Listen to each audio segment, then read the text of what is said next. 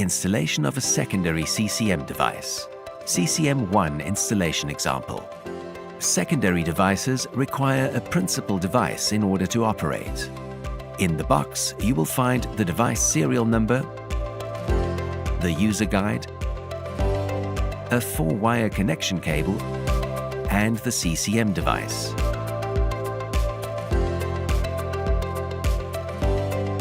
The tools you will need for the installation are a Phillips screwdriver, a flathead screwdriver, and a multimeter. Secure the work area. Turn off the residual current circuit breaker or the main protection, as well as the rest of the thermomagnetic switches in the switchboard where the installation will take place. Check the input current direction.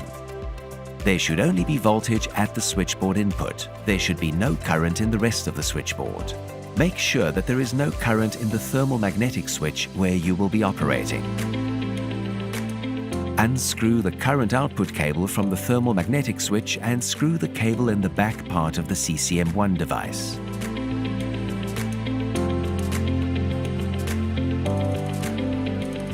Plug the CCM device in place of the cables and screw the device tightly to the thermomagnetic switch, making sure that everything is securely fastened.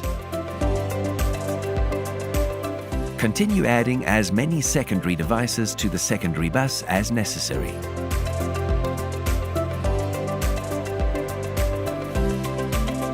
Remember that secondary devices must be powered and interrogated by a principal device.